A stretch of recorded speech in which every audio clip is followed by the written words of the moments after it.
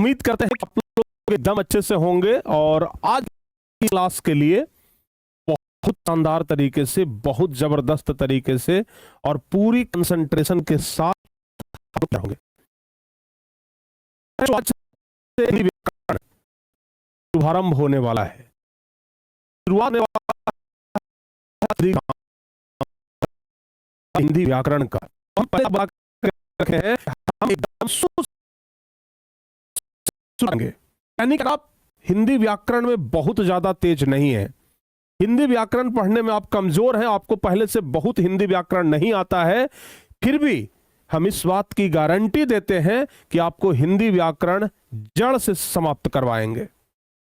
प्यारे बच्चों, जैसे होम्योपैथी से जड़ से कोई बीमारी ठीक होता है, वैसे ही हमारा ये क्लास होम्योपैथी की तरह आपके भूलने की बीमारी को, हिंदी व्याकरण जो न समझ में आता है, इस बीमारी को जड़ से समाप्त करे।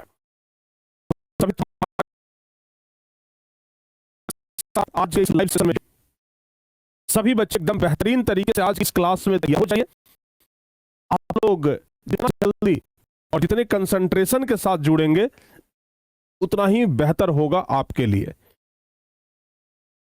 तो चलो प्यारे बच्चों, आप लोग जल्दी जल्दी से हमारे साथ आज के इस लाइव सेशन में जुड़ जाइए, ताकि हम आपको एकदम बेहतरीन तरीके से एक एक कॉन्सेप्ट के साथ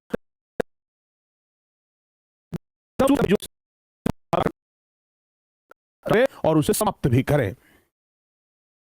तो चलिए बिना देर किए हुए हम आज की इस क्लास को शुरू करते हैं। प्यारे बच्चों, हिंदी व्याकरण में आज हमारा सबसे पहला चैप्टर होगा भाषा एवं लिपि। भाषा और लिपि जो हिंदी व्याकरण का सबसे पहला चैप्टर है, इस चैप्टर को पढ़ना बहुत जरूरी है व्याकरण पढ़ने से पहले। तो आइए आज हम इस चैप्टर का शुभारंभ करते हैं, लेकिन इसके साथ साथ हम आपको यह भी बताएंगे आज कि हम आपको पूरे व्याकरण में और क्या क्या चीज पढ़ाएंगे। ठीक है, पूरे व्याकरण में हम आपको क्या क्या टॉपिक पढ़ाएंगे, कौन कौन से चैप्टर पढ़ाएंगे, ये सब कुछ प्यारे बच्चे हम आपको आज बताने वाले हैं। तो फटाफट से सबसे पहले तो हमारे जितने भी प्यारे प्यारे बच्चे, हमारे भाई बहन लोग जुड़े हुए हैं, सब लोग एक बार जल्दी से क्लास को शेयर कर दीजिए। जितना जल्दी हो सके प्यारे बच्चों, एक बार जल्दी से आप लोग क्लास को शेयर करिए, ताकि आज की इस क्लास को मैक्सिमम बच्चे देखें, आज की इस क्लास को ज्यादा से ज्यादा देख सकें, क्योंकि आज का यह क्लास सचमुच में अभी तक का सबसे बेहतरीन क्लास होने वाला है, सबसे शानदार क्लास होने वाला है। तो फिर प्यारे बच्चों देर न करिए। और हां, एक चीज और कहेंगे, आज अगर हिंदी व्याकरण पढ़ना शुरू किए हैं तो बीच में मत छोड़िएगा, क्योंकि बीच में छोड़ने से फिर कोई फायदा नहीं होगा। अगर आज हिंदी व्याकरण पढ़ना शुरू किए हैं तो जब तक हम हिंदी व्याकरण पढ़ाते हैं, आप लोग की क्लास में रहिए, तब तक आप लोग हिंदी व्याकरण पढ़ते रहिए। प्यारे बच्चों, हर एक कॉन्सेप्ट आपको समझ में आएगा। तो चलिए सभी बच्चे तैयार हो जाएं, और आज सभी बच्चों से हम आग्रह करेंगे कि एक बार जल्दी से सभी बच्चे प्लीज कृपया आप लोग आज की इस क्लास को जरूर शेयर कर दीजिएगा। लगभग 6000 बच्चे अभी हमारे साथ जुड़े हुए हैं, और हमें लगता है कि आज ये टारगेट बहुत ज्यादा जाएगा। है क्या आज ये टारगेट ज्यादा जा सकता है? अगर आप लोग प्यारे बच्चों कोशिश करें, ठीक है ना, अगर एक एक बच्चे को भी अगर आप सभी बच्चे मिल करके शेयर कर दें, एक एक बच्चे को भी अगर आप जोड़ लें, तो ये 6000 कहां तक पहुंचेगा ये कहने की जरूरत नहीं है, ये संख्या कहां तक जाएगा ये कहने की जरूरत नहीं है। हम तो बस इतना ही कहेंगे कि राहें जहां तक जाती है राहगीर वहां तक जाएगा, राहें जहां तक जाती है राहगीर वहां तक जाएगा। अरे तुम दरिया से क्या पूछते हो कि नीर कहां तक जाएगा? अरे खींच धनु की डोर, निशानों साधो अपनी मंजिल की ओर, बाकी बाद में देखेंगे कि तीर कहां तक जाएगा। तो प्यारे बच्चों, आज इसी के साथ हम आज का ये क्लास शुरू करते हैं। आज इसी के साथ आज का ये शानदार सा चैप्टर हम स्टार्ट करते हैं। जो भी बच्चे 10th क्लास में हैं, 12th क्लास में हैं, वो सभी बच्चे वरदान बैच में जुड़ जाएंगे। जो 10th क्लास में है वो सभी बच्चे टॉपर्स बैच में जुड़ेंगे, और प्यारे बच्चों नोट्स पीडीएफ आपको वहीं पर देखने के लिए मिलेगा। तो चलिए आज का हमारा सबसे पहला टॉपिक क्या है, हम इस पे चर्चा करते हैं। हमारा आज का सबसे पहला जो चैप्टर है वो है भाषा। ठीक है ना, पहले हम आपको चैप्टर लिस्ट दे देते हैं। ठीक है ना। पहले हम आपको चैप्टर लिस्ट दे देते हैं कि हम लोग कौन कौन सा चैप्टर पढ़ने वाले हैं व्याकरण के अंदर में। देखो प्यारे बच्चों, हम लोग कौन कौन सा चैप्टर पढ़ेंगे इस बात का जानकारी होना बहुत जरूरी है कि आपके परीक्षा में कहां कहां से सवाल बनते हैं, ये जानकारी होना बहुत जरूरी है। तो इसलिए आज हम लोग सबसे पहले चैप्टर के बारे में ही बात करेंगे। तो हमारा जो सबसे पहला नंबर चैप्टर है प्यारे बच्चों, वो है भाषा, जिसको कि आज हम लोग पढ़ेंगे, आज हम लोग समाप्त करेंगे, ठीक है ना। दूसरे नंबर पर आता है वर्ण, जहां से कि परीक्षा में सवाल बनते हैं और बहुत ज्यादा सवाल बनता है उच्चारण स्थान से, ठीक है ना। तो वर्ण और उच्चारण स्थान हम लोग अगली क्लास में पढ़ेंगे, ठीक है ना। तो आज हम लोग भाषा कंप्लीट करेंगे और अगली क्लास में वर्ण एवं उच्चारण स्थान हम लोग कंप्लीट करेंगे। तीसरा नंबर में प्यारे बच्चे हम लोगों का चैप्टर का नाम है शब्द, जिसको शब्द विचार भी कहते हैं। तो शब्द विचार हम लोग पढ़ेंगे। चौथे नंबर पे आता है वाक्य विचार, यानी कि जिसको कहते हैं वाक्य, ठीक है ना। वर्णों के समूह को शब्द कहते हैं, शब्दों के समूह को वाक्य कहते हैं। तो प्यारे बच्चों, शब्द के बाद हम लोगों को क्या पढ़ना है? वाक्य पढ़ना है। उसके बाद जब हम लोग वर्ण पढ़ लेंगे, शब्द पढ़ लेंगे, वाक्य पढ़ लेंगे, तब प्यारे बच्चे हम लोग आएंगे आपके सबसे पसंदीदा चैप्टर संज्ञा में। उसके बाद फिर हम लोग आएंगे सर्वनाम में, ठीक है ना, संज्ञा में। उसके बाद हम आप बताएंगे सर्वनाम। बहुत सारे लोग डायरेक्ट संज्ञा से शुरू करते हैं, लेकिन हम संज्ञा आप लोगों को बाद में बताएंगे। संज्ञा सर्वनाम, और संज्ञा सर्वनाम के बाद हम आपको बताएंगे विशेषण। संज्ञा सर्वनाम के बाद क्या बताएंगे? विशेषण। विशेषण के बाद प्यारे बच्चों 8वें नंबर पर आता है क्या? क्रिया। ध्यान रखिएगा, 8वें नंबर पे क्या आता है? जो क्रिया है। उसके बाद 9वें नंबर पे आता है काल, भूतकाल, भविष्यत काल, वर्तमान काल, ये सब आप लोग पढ़े होंगे। उसके बाद प्यारे बच्चों 10वें नंबर पे आता है लिंग। ध्यान से सुनिएगा, लिंग। उसके बाद 11वें नंबर पे आ जाएगा कारक, कारक। और कारक के बाद फिर 12वें नंबर पे आएगा समास। 12वें नंबर पे क्या आएगा? समास। चैप्टर पढ़ाने में हम आगे पीछे कर सकते हैं, हो सकता है कि पहले हम समास पढ़ा दें, बाद में कारक पढ़ाएं, इस तरीके से हम कर सकते हैं, इसमें कोई डाउट नहीं है। कारक हो गया, समास हो गया, उसके बाद संधि हो गया प्यारे बच्चों, ठीक है ना। ये संधि वाले चैप्टर भी आप लोग को पढ़ने हैं। उसके बाद फिर हम आप लोगों को क्या पढ़ाएंगे? कारक हो गया, समास हो गया, संधि हो गया, है? फिर हम पढ़ाएंगे उपसर्ग, उपसर्ग, उपसर्ग। उपसर्ग के बाद 15वें नंबर पे आता है प्रत्यय। उपसर्ग के बाद 15वें नंबर पे कौन सा चैप्टर? प्रत्यय चैप्टर प्यारे बच्चों, इसको आप लोग ध्यान रखिएगा। संधि जब हम पढ़ा देंगे तो संधि के बाद हम आपको संधि विच्छेद भी पढ़ाएंगे। संधि के बाद हम आपको पढ़ाएंगे संधि विच्छेद। संधि के बाद हम आपको क्या पढ़ाएंगे? संधि विच्छेद। और जब संधि विच्छेद समाप्त हो जाएगा तब हम आप लेकर के आ जाएंगे सीधे मुहावरा में। उसके बाद ऐसे जैसे आप समझो मुहावरा, मुहावरा हो गया। उसके बाद फिर प्यारे बच्चों वचन हो गया, एक वचन, द्विवचन, बहुवचन। फिर उसके बाद हो गया क्या? पर्यायवाची शब्द, पर्यायवाची, ठीक है ना, पर्यायवाची हम आपको बताएंगे। उसके बाद फिर बताएंगे अनेक शब्दों के एक शब्द, अनेक शब्दों के एक शब्द, अनेक शब्दों के एक शब्द। ध्यान से सुनिएगा, ठीक है ना। उसके बाद और क्या क्या आ रहा है भाई? उसके बाद और आ रहा है विलोम शब्द, विलोम शब्द, ठीक है ना, विलोम शब्द। इस प्रकार से बहुत सारे टॉपिक है। फिर प्यारे बच्चों इसी के साथ जब हम आगे बढ़ेंगे तो फिर आ जाएगा पत्र, फिर हो जाएगा आवेदन पत्र, फिर हो जाएगा निबंध, निबंध हो जाएगा, फिर हो जाएगा संक्षेपण, संवाद। संवाद 10th क्लास का टॉपिक है। तो प्यारे बच्चों ये सब चीजें, यानी कि पूरा व्याकरण हम आप लोगों का समाप्त करेंगे। पूरा व्याकरण यानी शुरू से लेकर के अंत तक पूरा व्याकरण। ध्यान से सुनिएगा, यानी कि व्याकरण का हर एक टॉपिक, व्याकरण का हर एक चैप्टर प्यारे बच्चे आज समाप्त होगा। आप इसके लिए तैयार रहना बस, ठीक है ना। तो ये सारे टॉपिक, ये सारे चैप्टर आज के आज हम आप लोगों को चैप्टर का लिस्ट दे रहे हैं, इसको सेव कर लीजिए। और एक एक करके एक एक करके एक एक करके सारे चैप्टर हम आप लोगों का समाप्त करेंगे। आज शुरुआत करेंगे कहां से? भाषा से।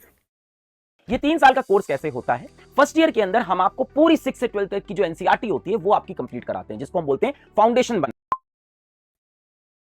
भाषा से प्यारे बच्चे हम लोग शुरुआत करेंगे। तो आइए एकदम बेहतरीन तरीके से हम आपको पढ़ाते हैं भाषा। कोई बच्चे बता सकते हैं कि भाषा को अंग्रेजी में क्या कहते हैं? जल्दी से कमेंट करके बताओ बाबू, फटाफट से आप लोग कमेंट करके बताइए कि भाषा को अंग्रेजी में क्या कहते हैं। प्यारे बच्चे आज का हमारा चैप्टर का नाम क्या है? भाषा। भाषा को अंग्रेजी में क्या कहते हैं? कोई बच्चे बता दीजिए। हम देखना चाहते हैं कि कितने बच्चे अंग्रेजी भी जानते हैं। भाषा को अंग्रेजी में कहते हैं लैंग्वेज। लैंग्वेज कहते हैं, ठीक है ना। क्या होता है? LANGUAGE, language. भाषा को अंग्रेजी में हम कहते हैं लैंग्वेज। ध्यान रखिएगा, भाषा को अंग्रेजी में क्या कहते हैं? लैंग्वेज। यह भाषा है क्या और भाषा की उत्पत्ति कैसे हुई? सबसे पहले तो इस बात पे जोर देना बहुत जरूरी है कि भाषा क्या है और भाषा की उत्पत्ति कैसे हुई। प्यारे बच्चों, आज से हम हजारों लाखों साल पहले चलते हैं। आदमी को भाषा का कोई ज्ञान नहीं था। आदमी को कोई ज्ञान नहीं था भाषा का, ठीक है ना। बहुत समय पहले आप सोच करके देखिए, आप मन में सोचिए, आप मन में अंदाजा लगाइए कि आज हमारे पास भाषा है तो हम कोई भी चीज बोलते हैं, आप सेम वही चीज आप समझ लेते हैं। हम बोल रहे हैं कि हम आज व्याकरण पढ़ाएंगे और आप भी वही समझ रहे हैं कि हम आज व्याकरण पढ़ाएंगे। लेकिन हम बोल रहे हैं कि तुम फल खाओगे और हम जो बोल रहे हैं आप वही समझ रहे हैं कि तुम फल खाओगे। लेकिन सोचो कि आज से हजारों लाखों बरस पहले जब भाषा का ज्ञान नहीं होगा तो लोग एक दूसरे की बात को कैसे समझते होंगे? जब आज से हजारों लाखों वर्ष पहले भाषा का ज्ञान नहीं था तो लोग एक दूसरे की बात को कैसे समझते थे? प्यारे बच्चों, इशारों इशारों में बात होता था। समझ रहे हैं ना? इशारों इशारों में बात होता था। समझिएगा जरा ध्यान से। जैसे मैथ की अगर हम बात करें, गणित की अगर हम बात करें, जब संख्या नहीं बना था, आज ना हमारे पास संख्या है 1 2 3 4, लेकिन जब बहुत समय पहले जब संख्या नहीं बना था और लोगों को गिनती करना होता था तो लोग इशारों इशारों में याद रखने के लिए 1 के बदले में 1 पाई ऐसे खींच देते थे, 2 के बदले में 2 गो पाई खींच देते थे, 3 के बदले में 3 गो पाई ऐसे खींच देते थे, याद करने के लिए कि हम भाई ये 3 है ये 4 है। लेकिन धीरे धीरे यही बाबू अंक बन गया और हम लोग अंकों में उसको समझने लगे। उसी प्रकार से पहले भाषा नहीं था, लोग इशारों इशारों में बतियाते थे, सांकेतिक रूप से बतियाते थे। लेकिन जैसे एक व्यक्ति को एक फल मिला जंगल में, वो फल को देखा और अपने दूर के दोस्त को बुलाया, ओ ओ इस तरीके से करके उसको इशारा किया। पहले के आदि मानव लोग ना ऐसे ही करते थे। उसको इशारा किया, वो आदमी देखा तो उसको इशारा करना है कि भाई यहां फल है। वो कैसे इशारा करेगा? कोई भाषा तो है नहीं कि वो बता सकता है कि भाई देखो हमको फल मिला है। तो वो इशारा करता था, फा फा, इस तरीके से करके उसको फा बोला। जब फा बोला तो सब लोग कहा कि क्या है, तब फा, तो धीरे धीरे उसको समझने लगा फल, फा से फल हो गया, ठीक है ना। यानी कि इशारों इशारों में बात होता था। जैसे कबूतर है, ठीक है ना, तो देखा ऊ इस तरीके से करके पहले लोग सिर्फ संकेत देते थे, ओ देखो ऊ इस तरीके से करके, ठीक है ना। लेकिन बाद में कहा कि ये का, तो फिर बन गया का, फिर बन गया बा, फिर बन गया ता, फिर बन गया रा। जब धीरे धीरे का बा ता रा सबका खोज हो गया, तब लोगों ने कहा कि अरे ये तो कबूतर है। समझ में आया ना? यानी कि प्यारे बच्चों, शुरुआत में भाषा नहीं था, धीरे धीरे धीरे धीरे करके भाषा का ज्ञान हुआ। और जब भाषा का ज्ञान हुआ तो लोग अपनी बातों को बोल करके, सुन करके, लिख करके, पढ़ करके, संकेत दे करके अपनी बातों को, अपनी भावों को दूसरे के सामने व्यक्त करने लगे, ठीक है ना। तो याद रखिएगा, भाषा वह साधन है, भाषा वह साधन है जिसके द्वारा मनुष्य, क्योंकि मनुष्य ही भाषा जानता है। आप भैंस के आगे बीन बजाएंगे, बैठ के भैंस पघुराएगा, ठीक है ना। कहावत आप लोग सुने होंगे कि भैंस के आगे बीन बजाए और बैठ भैंस पघुराए। भैंस को भाषा का ज्ञान नहीं है, भैंस को भाषा का ज्ञान नहीं है, भाषा का ज्ञान मनुष्य को है, ठीक है ना। आप जो बोल सकते हैं हम समझ सकते हैं, ठीक है ना। आप जो बतियाएंगे हम समझ लेंगे। लेकिन एक भैंस करेगा मां, तो दूसरे भैंस को नहीं पता चलेगा कि वो क्या बोला, ठीक है ना। एक बकरी करेगा मैं, तो दूसरे बकरी को नहीं पता लगेगा कि वो क्या बोला। लेकिन अगर एक मनुष्य करेगा रे, तो दूसरे को पता लग जाए, अरे तू अरे बोला है, अरे बोल रहा है तू, हमको सब समझ में आता है। ठीक है ना। तो प्यारे बच्चों, भाषा जो है वो सिर्फ मनुष्य ही समझ सकता है। भाषा को सिर्फ मनुष्य समझ सकता है, मनुष्य के अलावा भाषा को और कोई नहीं समझ सकता है। ठीक है ना। तो हम भाषा का जब परिभाषा लिखेंगे तो यही लिखेंगे कि भाषा वह साधन है जिसके द्वारा मनुष्य अपनी भावों को या अपने विचारों को किसी दूसरे व्यक्ति के सामने बोलकर, सुनकर, लिखकर या पढ़कर व्यक्त करता हो। ठीक है ना। ध्यान से सुनिएगा। तो अगर हमें भाषा का परिभाषा लिखना, बड़ा हंसी आ रहा है आप लोगों को ना, अरे जरा ध्यान से पढ़ लो बाबू, बढ़िया से एकदम पढ़ा रहे हैं, दिल खोल के पढ़ा रहे हैं, दिमाग खोल के समझ भी लो। ठीक है ना, बड़ा बढ़िया लगेगा। तो बाबू, भाषा का परिभाषा हम लोग कैसे लिखेंगे? अगर हम लोगों को भाषा का परिभाषा लिखना हो, अगर हम लोगों को भाषा का परिभाषा लिखना हो तो कैसे लिखेंगे? हम लिखेंगे कि भाषा वह साधन है जिसके द्वारा मनुष्य, हम लिखेंगे कि भाषा वह साधन है, भाषा वह साधन है, भाषा वह साधन है जिसके द्वारा मनुष्य, भाषा वह साधन है जिसके द्वारा मनुष्य अपनी विचारों को, अपने भाव या विचारों को, अपने भाव या विचारों को किसी दूसरे व्यक्ति के सामने, किसी दूसरे व्यक्ति के सामने, किसी दूसरे व्यक्ति के सामने बोलकर, सुनकर, लिखकर एवं पढ़कर प्रकट करता हो, पढ़कर प्रकट करता हो, प्रकट करता हो, तो उसे भाषा कहते हैं, तो उसे भाषा कहते हैं। ठीक है बाबू, समझ में आया ना?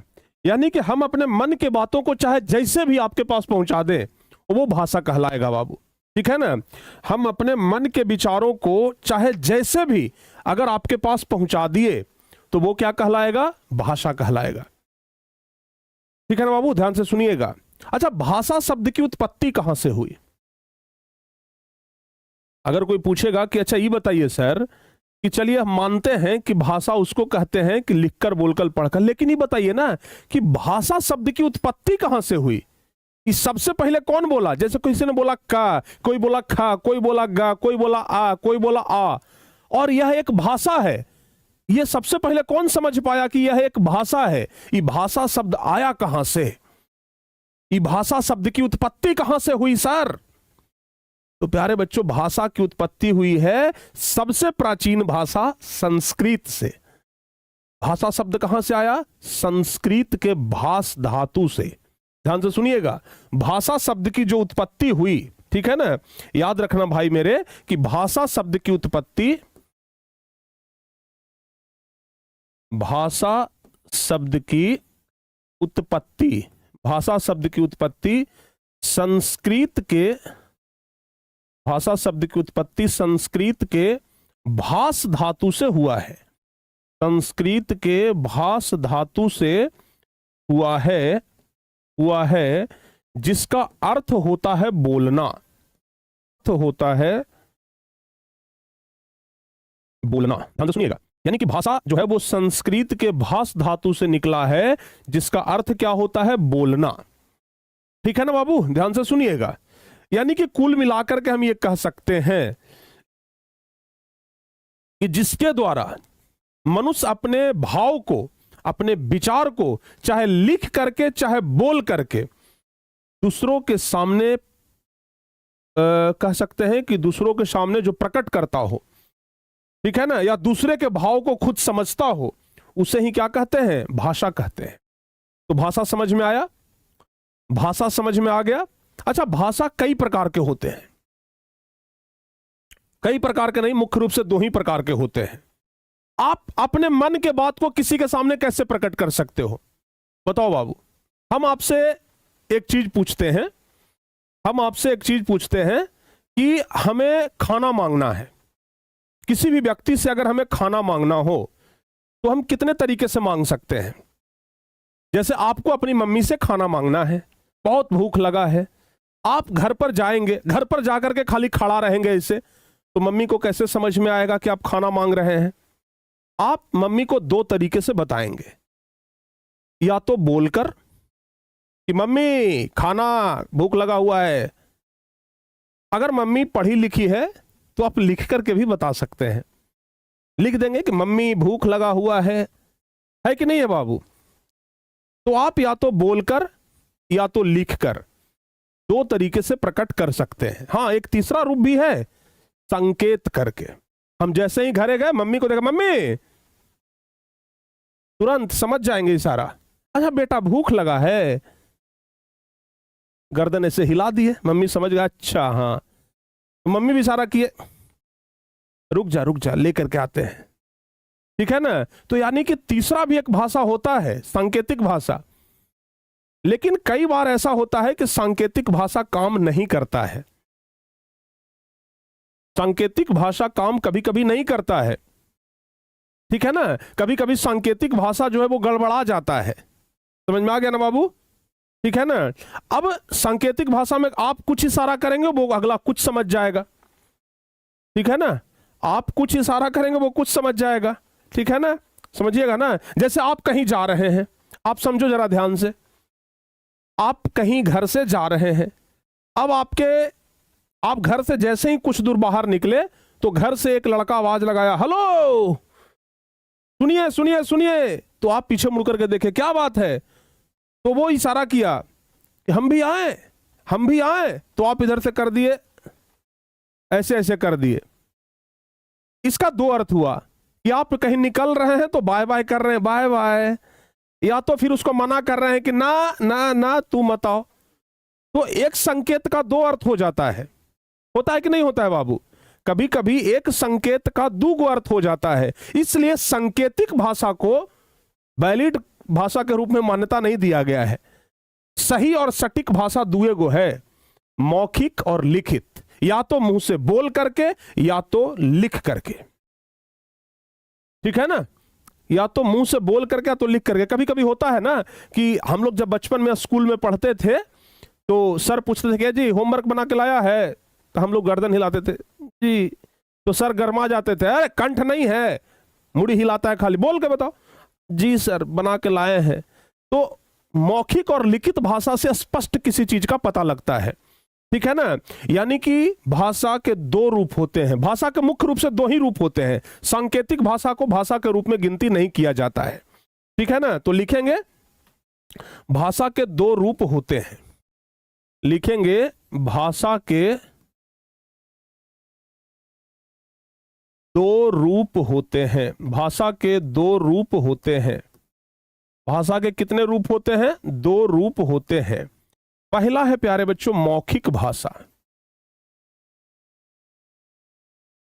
मौखिक भाषा, और दूसरा होता है लिखित भाषा। तो आइए पहले मौखिक भाषा के बारे में हम लोग समझ लेते हैं, लिखित भाषा उसके बाद समझेंगे। मौखिक भाषा क्या है? मौखिक मतलब होता है मुंह से बोलना, यानी कि मनुष्य अगर अपने विचारों को बोलकर प्रकट करता हो और दूसरा व्यक्ति उसको सुन करके समझता हो तो उसी को मौखिक भाषा कहते हैं।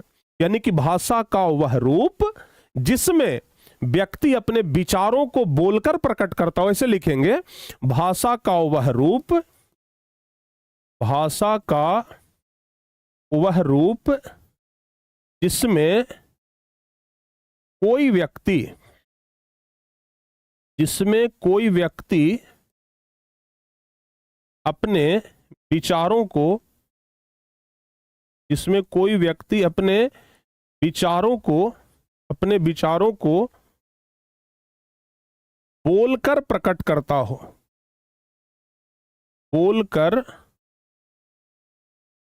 प्रकट करता हो एवं दूसरा व्यक्ति उसे सुनकर समझता हो, दूसरा व्यक्ति उसे सुनकर समझता हो, दूसरा व्यक्ति उसे सुनकर समझता हो तो उसे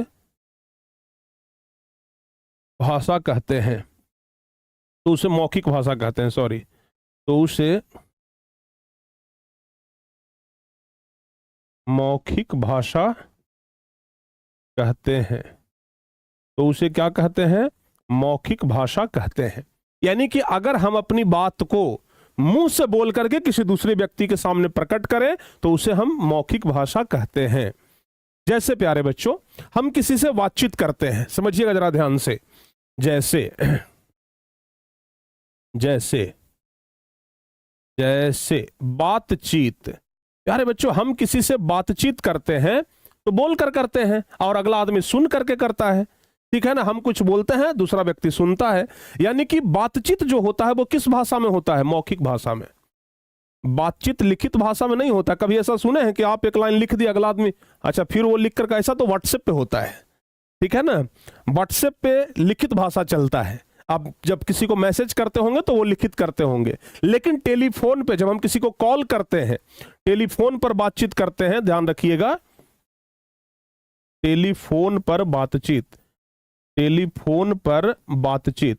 अगर हम टेलीफोन पर बातचीत करते हैं तो प्यारे बच्चों वो क्या होता है?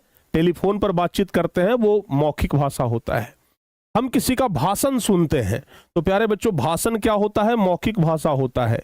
रेडियो सुनते हैं तो रेडियो पर दिखाया नहीं जाता है, वो मौखिक भाषा होता है। तो मौखिक भाषा में सिर्फ बोल करके अपने विचारों को रखा जाता है, उसे ही हम मौखिक भाषा कहते हैं। समझ में आ गया? मौखिक भाषा में बस बोल करके अपने विचारों को प्रकट किया जाता है, उसे मौखिक भाषा कहते हैं। और दूसरा होता है प्यारे बच्चों लिखित भाषा। दूसरा भाषा है लिखित भाषा, ध्यान रखिएगा। दूसरा कौन सी भाषा है? लिखित भाषा। दूसरा भाषा कौन सा है बाबू? लिखित भाषा। अब ये लिखित भाषा क्या है? जब व्यक्ति अपने विचारों को लिख करके प्रकट करता हो तो इस भाषा को लिखित भाषा कहते हैं। और लिखित भाषा को ही हमारे संविधान में मान्यता दिया गया है। आप अपना जमीन किसी को देना चाहते हैं, आप अपना जमीन किसी को देना चाहते हैं, बेचना चाहते हैं, पैसा लेने के बाद खाली आप मौखिक बोल दीजिएगा कि जाओ आज से जमीन तुम्हारा हो गया, जाओ आज से इसमें खेती कर लो, जाओ, तो क्या उसका हो जाएगा? वो कहेगा अरे बाप रे बाप, इतना रुपया लिया हो भाई, हैं? मौखिक, अरे लिखित में चल के रजिस्ट्री करो, वहां लिखो कि हाँ आज से जमीन तुम्हारा हो गया। मौखिक में तू आज बोल दिया कि तुम्हारा, कल बदल जाएगा कि ना, हम कहां बोले थे? तो उसका कोई प्रमाण है? यानी कि मौखिक भाषा का कोई प्रमाण नहीं होता है, लिखित भाषा का प्रमाण होता है, ठीक है ना, ध्यान रखिएगा। तो प्यारे बच्चों, जब व्यक्ति अपने विचारों को लिख कर प्रकट करता है तो भाषा के इस रूप को लिखित भाषा कहते हैं। लिखेंगे कि जब व्यक्ति अपने विचारों को, लिखेंगे कि जब व्यक्ति अपने विचारों को, अपने विचारों को लिख कर प्रकट करता है, विचारों को लिख कर प्रकट करता है, लिख कर प्रकट करता है, कर प्रकट करता है, तो इस भाषा को लिखित भाषा कहते हैं। तो इस भाषा को लिखित भाषा कहते हैं। तो इसको क्या कहते हैं? लिखित भाषा कहते हैं। जैसे जैसे प्यारे बच्चों, आप लोग पेपर पढ़ते होंगे, अखबार पढ़ना, ठीक है ना, अखबार पढ़ना। आप लोग पेपर पढ़ते हैं तो कैसे पढ़ते हैं? क्या आप लोग पेपर पढ़ते हैं तो बोल करके? कोई आपको बोल करके सुनाता है? नहीं ना। पेपर आप पढ़ते हैं तो पेपर में लिखा हुआ रहता है, बस ऐसे पढ़ते रहते हैं। किसी दूसरे व्यक्ति को हम चिट्ठी लिखते हैं, लिखेंगे पत्र लिखना, पत्र लिखना। पत्र में हम किसी भी व्यक्ति को लिख करके कोई चीजें भेजते हैं, ठीक है ना। कहानी लिखना, हम देखते हैं लेखक कहानी लिख दे, उसको हम लोग पढ़ते हैं, लेख इत्यादि। यानी कि ये सब ऐसी चीजें हैं जो लिख करके किसी दूसरे व्यक्ति के सामने प्रकट किया जाता है। तो भाषा दो प्रकार का हो गया, एक हो गया मौखिक भाषा और दूसरा हो गया प्यारे बच्चों लिखित भाषा। इसको आप लोग ध्यान रखिएगा, ठीक है ना। तो भाषा के दो रूप, मौखिक और लिखित। अभी हम आपको जस्ट बताए कि भाषा का एक और रूप होता है जिसको हम लोग कहते हैं सांकेतिक भाषा। भाषा का एक और रूप होता है जिसको हम लोग कहते हैं सांकेतिक भाषा, ठीक है ना। भाषा का एक और रूप है प्यारे बच्चों, एक दूसरा रूप भी होता है, ध्यान रखिएगा। हम ऐसे लिख सकते हैं कि भाषा का एक तीसरा रूप भी होता है। भाषा का एक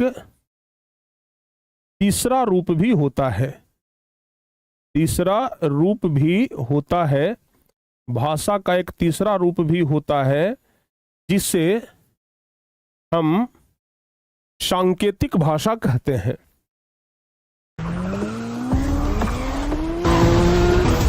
Redmi Turbo 5, ready when you are. The fastest Redmi yet.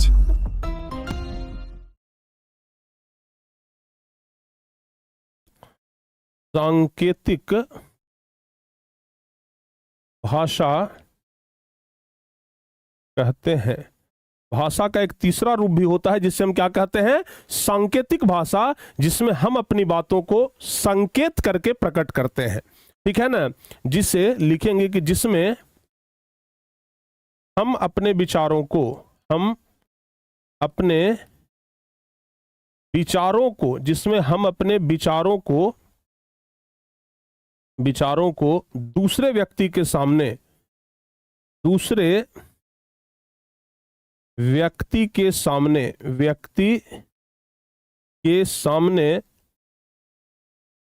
जिसमें हम अपने विचारों को दूसरे व्यक्ति के सामने संकेत के माध्यम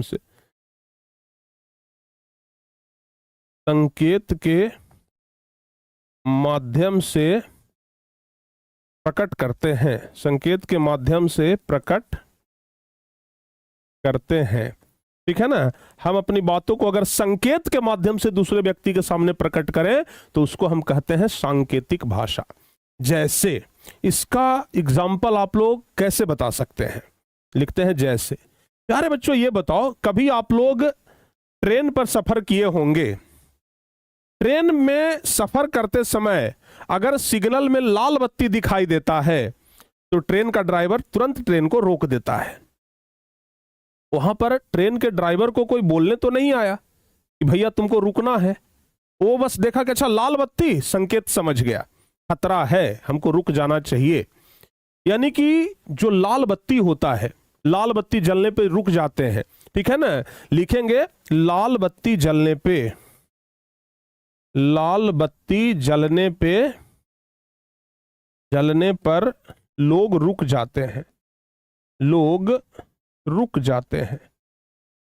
लाल बत्ती जलने पर लोग रुक जाते हैं, यह सांकेतिक भाषा ही तो है। लोगों को कोई मना करने नहीं आया है, लोगों को कोई रोकने नहीं आया है, लोग बस देख लिए कि अच्छा लाल बत्ती जल गया, लोग रुक गए।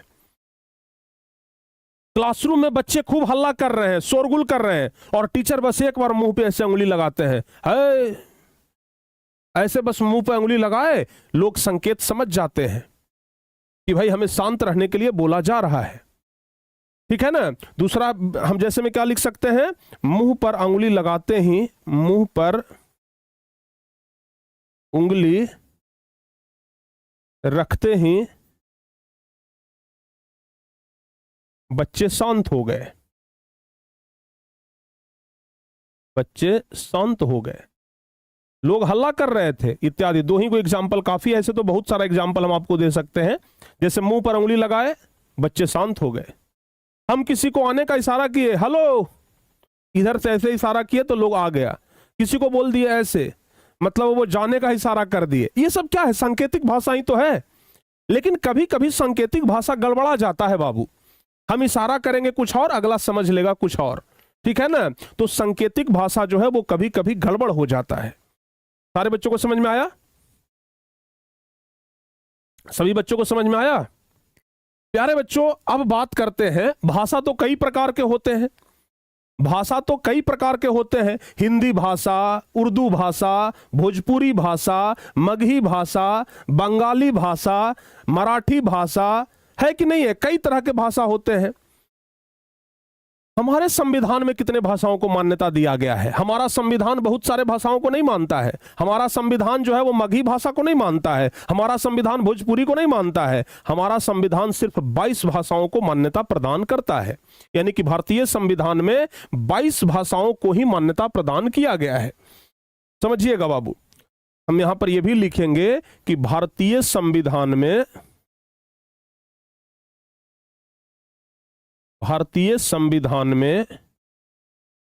केवल 22 भाषाओं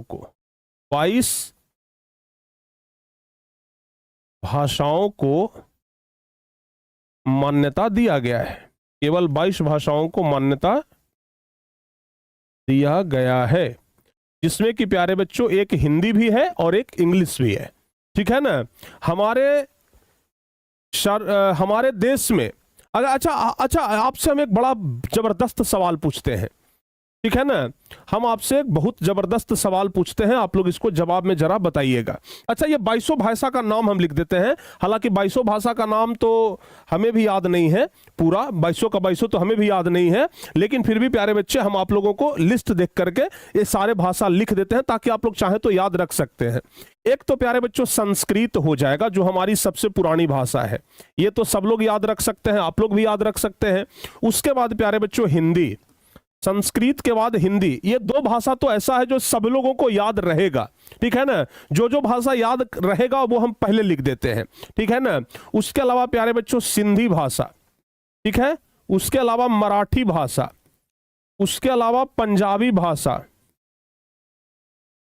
इतना भाषा तो सब लोगों को याद रहेगा।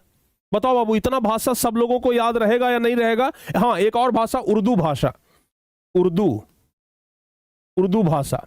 प्यारे बच्चों, इतना तो सब लोगों को याद रहना चाहिए, इतना तो सब लोगों को याद रहेगा। कितना भाषा हो गया? 1 2 3 4 5 6, हमको लिखना है कितना? 22। चलिए अब आगे लिखते हैं तमिल भाषा, तेलुगु भाषा, फिर उसके बाद हो गया मलयालम, फिर उसके बाद हो गया मलयालम। अच्छा एक बात और, मलयालम एक ऐसा शब्द है जो उल्टा सीधा एक समान है। जैसे होता है ना कि किसी को हम बुझाते हैं कि बताओ 5 अक्षर का मेरा नाम उल्टा सीधा एक समान। हम किसी को बुझाते हैं ना कि 5 अक्षर का मेरा नाम उल्टा सीधा एक समान, तो बाबू मलयालम को चाहे आगे से पढ़ो चाहे पीछे से पढ़ो, बात बराबर है कि नहीं है? आगे से भी पढ़िएगा तो मलयालम, पीछे से भी पढ़िएगा तो मलयालम। तो मलयालम एक ऐसा शब्द है जो आगे पीछे से दोनों तरफ से एक समान ही होता है। तो मलयालम हो गया। उसके बाद फिर प्यारे बच्चों मणिपुरी हो गया, गुजराती हो गया। कितना हुआ जी टोटल? 1 2 3 4 5 6 7 8 9 10 11 10 21, यानी कि 11 भाषा और हम लोगों को चाहिए। तो प्यारे बच्चों हम और लिख देते हैं, संथाली भाषा हो जाएगा, मणिपुरी हो जाएगा। ठीक है ना? ठीक है, संथाली हो गया, मणिपुरी हो गया। और कौन कौन सा भाषा हो सकता है? और नेपाली भाषा को भी भारत में मान्यता दिया गया है। ठीक है ना? नेपाली भाषा को भी भारत में मान्यता प्रदान किया गया है, नेपाली भाषा भी है। उसके अलावा चूंकि कश्मीर हमारा है तो कश्मीरी भाषा भी है, ध्यान रखिएगा। ठीक है ना? कश्मीरी भाषा को भी यहां मान्यता दिया गया है। उसके अलावा प्यारे बच्चों असम में चलता है असमिया, ध्यान रखिएगा। उसके बाद और कौन कौन सी भाषा कह सकते हैं? बांग्ला लिखे हैं, बांग्ला भाषा भी हो जाएगा।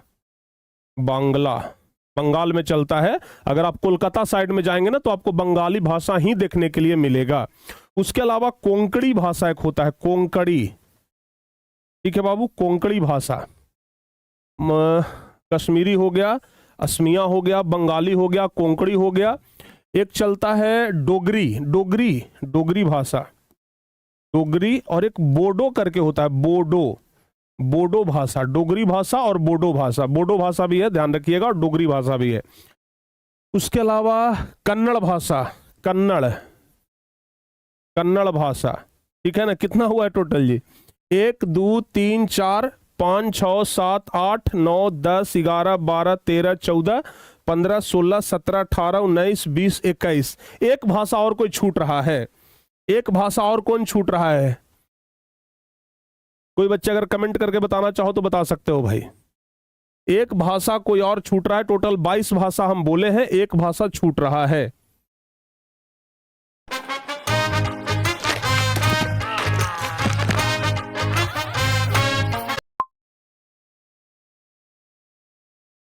हो गया है संथाली, तो संथाली तो लिखा ही गया है, मणिपुरी भी लिखा गया। और कौन छूट रहा है भाई? कन्नड़ भाषा लिखा गया ना, हाँ कन्नड़ भी लिखा गया है।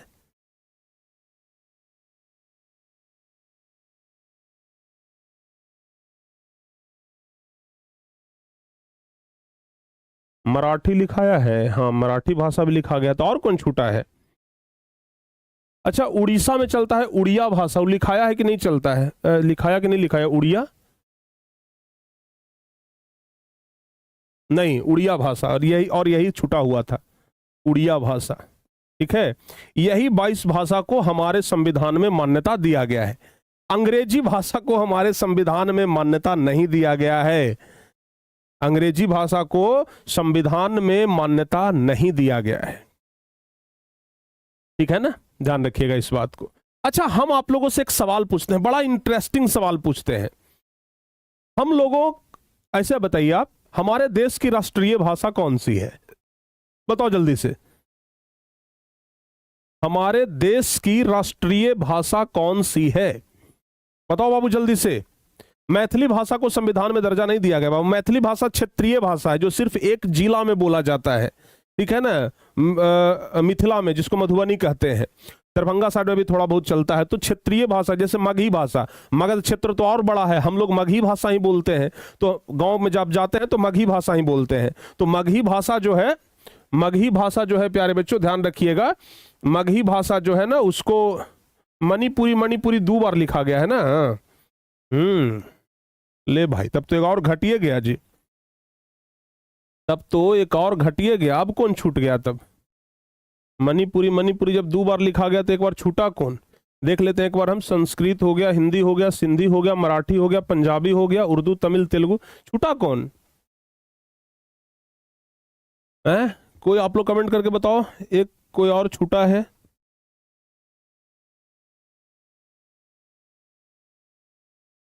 मराठी हो गया है, पंजाबी हो गया है, मराठी हो गया है, पंजाबी हो गया है, कोंकणी भाषा हो गया है, कोंकणी तो हम लिखिए दिए हैं, कश्मीरी भी लिख दिए हैं, उर्दू भी लिख दिए हैं, कश्मीरी उर्दू लिखाइए गया है, उड़िया लिखा गया है। ठीक है ना, उड़िया तो यहाँ पर हम लिखिए दिए हैं।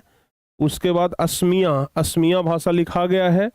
उसके बाद कन्नड़ हो गया, बांग्ला हो गया, कन्नड़ और बांग्ला दोनों लिखा गया है। कन्नड़ कहाँ पे? वहाँ पे लिखाया है। बांग्ला भाषा भी लिखाई गया है। नेपाली बोडो डोगरी दोनों लिखा गया है। बोडो डोगरी लिखा गया है। मैथिली, हाँ मैथिली भाषा भी है, मैथिली भाषा छूटेगा तब। मैथिली भाषा को भी लिख देते हैं, मैथिली भाषा ही। हमको लगा था कि मैथिली भाषा नहीं है।